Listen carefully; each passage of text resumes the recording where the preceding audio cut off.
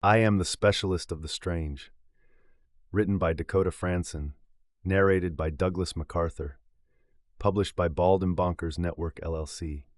Section 5, Becoming the Man. Part 1, August 13th, 2011. My grandfather had informed me of an incident at his work, which sparked interest and a slight fit of rage with the conditions present at this time. My grandfather, who was near bone thin due to cancer treatments, and my uncle were possibly attacked by a spirit. The incident, as reported to me, was that while sitting in the main office, a shelf was ripped from the wall and thrown towards them.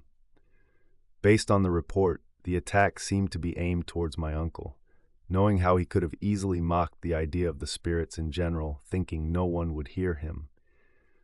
I must acknowledge the possibility he may have had the attack coming. But that did not excuse attacking a man who was dying. I did the investigation with the sole purpose of angering the spirits in the building and letting them know the attack was not going to be tolerated. I had researched methods to potentially drive out spirits from the location and had threatened to utilize them if such an incident happened again. Either because of my stature or that they knew I was serious, there was almost non-existent activity. Throughout the night, I felt as if I was being watched, but could never get the watchers to screw up and reveal themselves. As the night went on, a new idea came to mind that I thought could potentially help get some sort of reaction from the residing spirits. What if they just wanted to be left alone? Using a motion sensor as the trigger object, I offered up the following terms. No more attacks, no more visits from me. They could stay. Hell, if they felt like pulling pranks on the living, that was fine, but no more attacks. If I had made any further appearances, they were to be taken as me simply passing through, since my grandfather was still working there, and visitations on my part was likely. Up until the date of August 22nd, 2017, no further reports of paranormal activity at this location have reached my files. This renders the location to be classified as no longer haunted. Fall 2000 Censored Announcement. A program to set up to establish the first human colony on Mars by the year 2035, and I was contacted to potentially join the first launch. While the program is an interesting prospect, and it could pave the way for an entirely new face of humanity, two problems are faced with the idea of me being a part of the launch. 1. I'm 5 inches too tall, and 2. I was younger than the main players for this company thought I was. However, the chance to be a part of a historic event, such as colonization of another planet, is too good an offer to pass up, so I decided to at least put my name in the hat just to see what would happen. A part of me was trying to mentally alleviate the stress I was putting myself under by comparing the name of the company to the Doom video game. Stating a company under a similar name was among the first expeditions to initiate a literal hell invasion. The irony behind that statement. October 31st, 2011. I had the chance to go hiking with one of my uncles and my grandparents just past Sun Valley while they went hunting.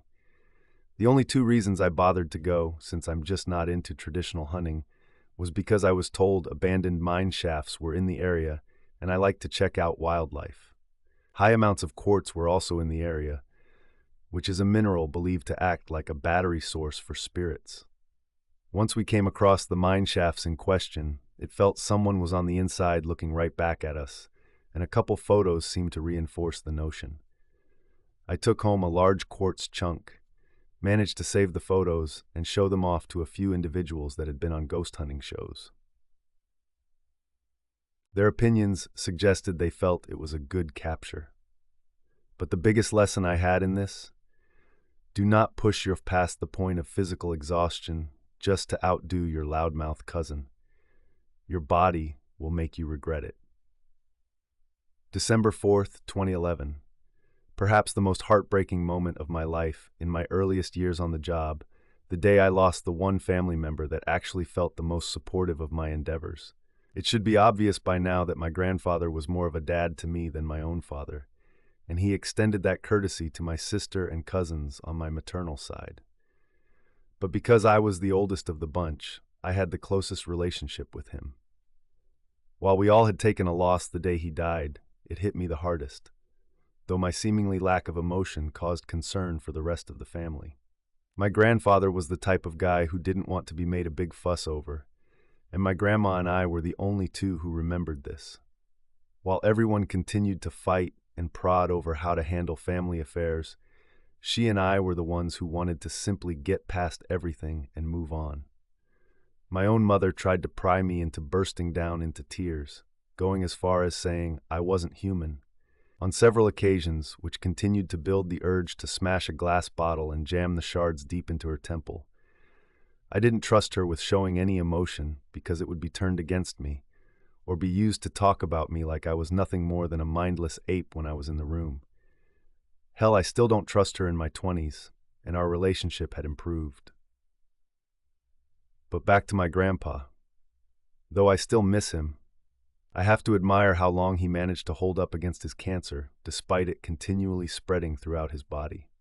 For the service, my grandmother had him cremated, and his urn was placed on a display table between two large monitors, this taking place at a funeral home, as a video showing a series of photos from my grandfather's life played. Seeing him as a kid, to old photos of my grandparents together, to the most recent of me and my cousins, this all made me start to reflect on the type of person I wanted to be in this life. I've always known that I wanted to be just like my grandfather, but it wasn't until after his death I was starting to piece together what all that really meant. Those thoughts continued through dinner that night, as we spent the night in Jackpot to dine out at a casino my grandmother used to work for. And really, those thoughts still linger with me today. Which leads me to this point I want to make for any younger readers seeing this, particularly the young adults in the stage of life where they believe they won't need their parents when they turn 18. Though my grandpa wasn't my biological parent, he was more of a parental figure than my own mother and father. And as I am now 28 at the time of writing this entry, I can tell you in full honesty that I wish I still had him with me today to sort out life. When I know it's time to move up in the world, how to make a good impression, all of the typical father-son moments, how to be a good dad when my own kids come along, to knowing when he knew my grandmother was the one, I find myself asking him these things only to be met with an echo of his voice that still resides inside my head. On some occasions, the voices provide clues, but nevertheless, I am still met with silence and the annoyances of having to piece together all of those on my own. Hell, I wish at times I wasn't such a brat when he tried to teach me about cars. But needless to say, I wish he was still here because I've come to accept the fact there's much more to the world I have to learn.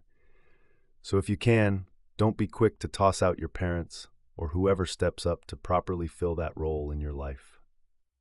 Late December 2011. My emotions from having just lost my grandfather became tested as I learned of someone I thought of as a friend struck a young lady in our class. To go from the best of my memory, Censored, struck this young lady after she called him out for his behavior towards women. I do not care for jackasses that do that to girls, no matter the situation. I tried to avoid him, knowing I was going to do something careless out of anger, but I could not avoid letting my face reveal my true intentions. Censored did try to confront me, which is where I let him have it. I even promised to kill him if he tried to put his hands on another girl ever again. My message got through to him, as he was soon escorted around school by teachers and eventually moved to Arizona with relatives. He was out of sight. That's all I cared about. As for me, I was put into what was called PASS, an acronym meaning Positive Alternative to School Suspension Room for the one class, Censored, and I shared just to help ease tensions. Though the next day, when I showed up to the designated room, the main teacher informed me that the notice never actually went through. I stayed just to avoid further issues. Censored saw me as I left, which apparently moved her to ask around about what happened, and our final blowout, which led to the breakup of the team, took place. It's not like we were going to last anyways. Truth be told, this only led me to dive further into the supernatural as a way to keep myself in check. One of the subjects I'd start researching more of is demonology, even looking into how to summon a demon if I were to ever end up in a truly desperate enough situation. I scoured through the lore and found one that caught my eye the most, a being named Marcosius. Some say Marcosius can appear as male, some say female, other who saw the demonic form saw a wolf with wings and a snake for a tail. What attracted me the most to this particular being was that Marcosius, according to the lore, wasn't necessarily fond of the idea of the angels falling, in fact hoping that differences can be mended and both sides can return to heaven.